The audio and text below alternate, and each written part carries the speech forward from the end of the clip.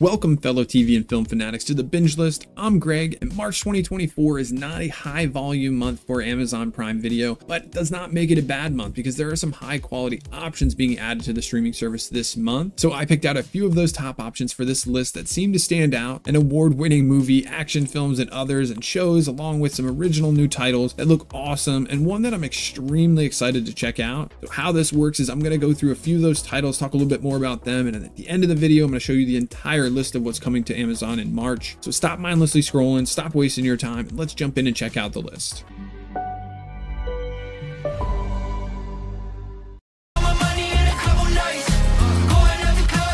Ricky Stanicky, the best friend we never had. The first title that piqued my interest in the month of March is actually coming out on the 7th, and it's the John Cena and Zac Efron led Ricky Stanicky. Ricky Stanicky is the name of this fictional character invented by these three childhood friends to excuse them from bad behavior or missing things over the past 20 years. When their partners become suspicious and demand to finally meet Ricky, the trio hatches a desperate scheme to hire a washed-up actor to impersonate their made-up friend. However, they go through with this and things seem to be going well, but it quickly spirals out of control. This movie has some great actors with star power leading the way, with Zac Efron and John Cena as the leads, along with Jermaine Fowler, William H. Macy, Lex Scott Davis, and Andrew Santino supporting them. And this is directed by Peter Farrelly, who many of you may know from other comedy titles like Dumb and Dumber and There's Something About Mary. This film is an R-rated comedy film that looks to take full advantage of this rating.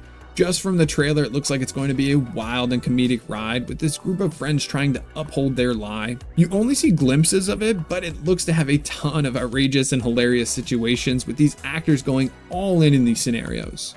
Definitely something worth checking out here in March. You need to be better. After everything he's done, how can I live up to all that? You need to decide what kind of hero you want to be.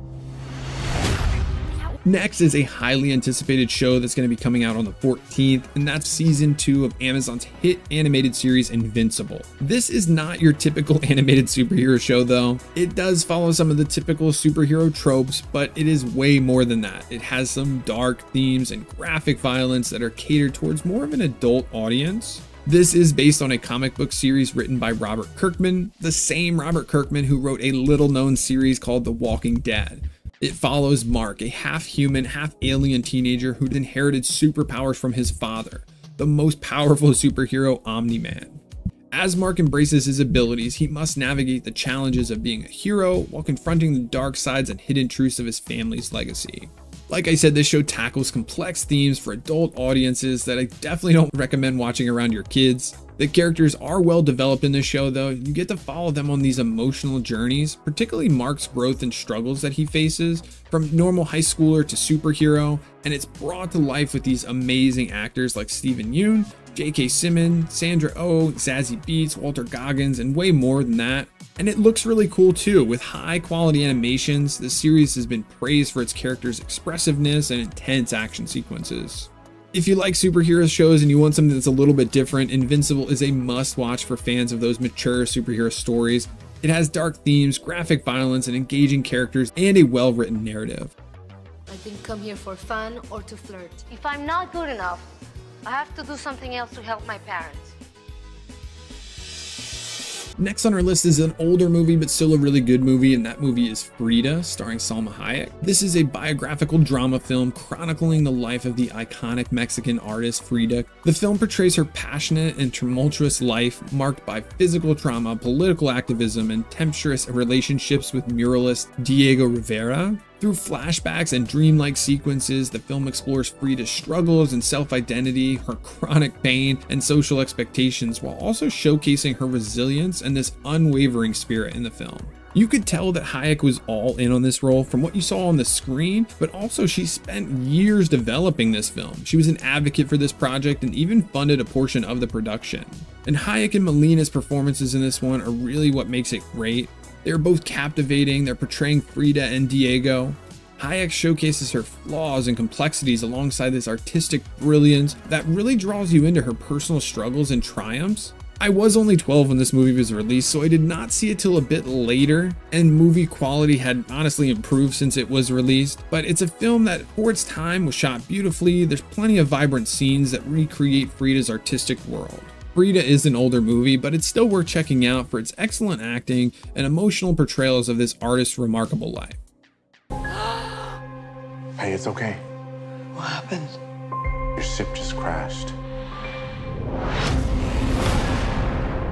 If you enjoy sci-fi series, on the 15th there's a solid one coming to Prime worth checking out, and that is Beacon 23. This is a combination of a science fiction and psychological thriller series set in the farthest reaches of the Milky Way. It follows Aster, a hardened government agent, and Holland, a stoic ex-military man, who find themselves trapped together inside a remote space station called Beacon 23. As they struggle to survive and uncover the reason for their confinement, they face a series of dangers, including mysterious malfunctions within the station and the constant threat of an unknown entity lurking in the vast emptiness of space. That definitely has an eerie feeling just kind of looking out the window in this one, and their conflicting personalities and hidden agendas create tons of tension as well. The show's setting in this extreme circumstance captures your interest right from the start. It's also beautifully done with special effects that create this believable and visually captivating space station. And finally, the central mystery creates a sense of uneasiness and suspense that keeps you engaged and wanting to follow along.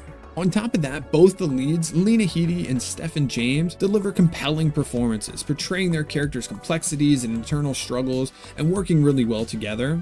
I will say this before you go into it, the season finale for this show leaves many unanswered questions that can be very, very frustrating, but it is the perfect time right now to check this out, and you can catch up because season 2 is coming out in April.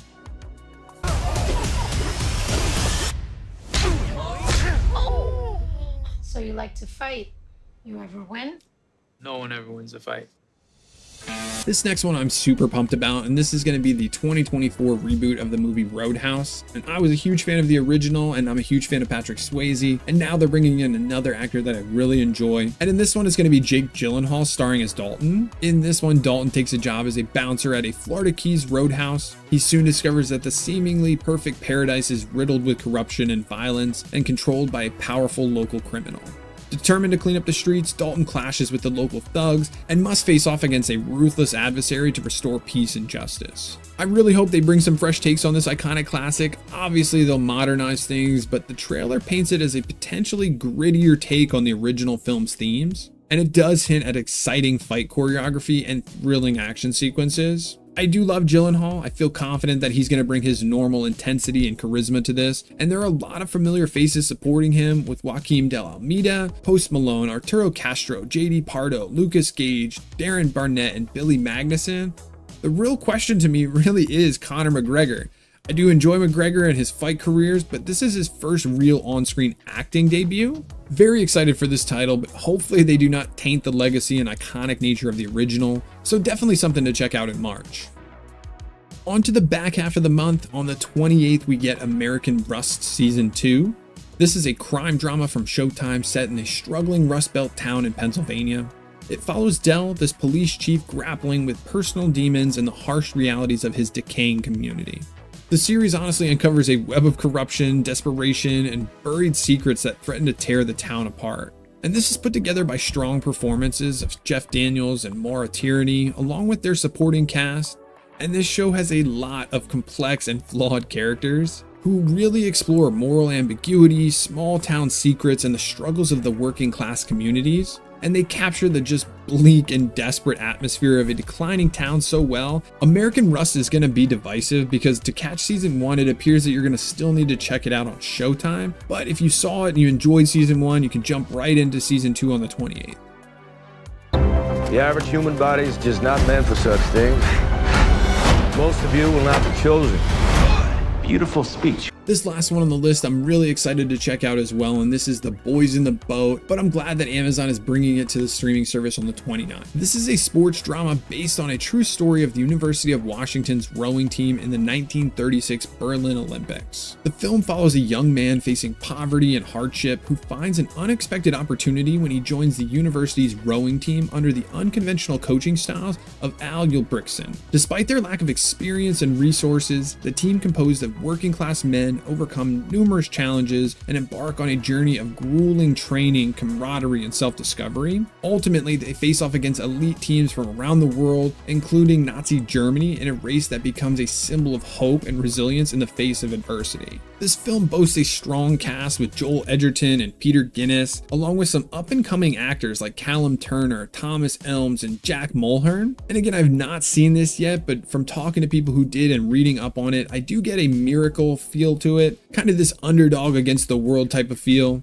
It is going to probably be an inspirational story packed full of heartwarming and uplifting moments. I expect strong performances from the cast, specifically Edgerton and Turner. And from the trailers, it has a vivid portrayal of the 1930s and this lead up to the Berlin Olympics. I'm excited for a few of these options this month for different reasons, but this movie I have been excited to see and wanting to see for a bit, so look for The Boys in the Boat to offer a heartwarming and inspirational story on the 29th. And like I said, I wanted to provide you with the entire list of the titles hitting Amazon Prime Video in March. There are a few other things on here that might be worth your time to check out, but I'll leave this up on the screen so you can check it out for a second. But that is going to do it for today. You can check out some of our other Amazon Prime Video recommendations here if you're looking for something to watch immediately. But take a second to like and subscribe to the channel. It does help get our recommendations out to others looking for great TV shows and movies. Thanks again for hanging out. Have a great day.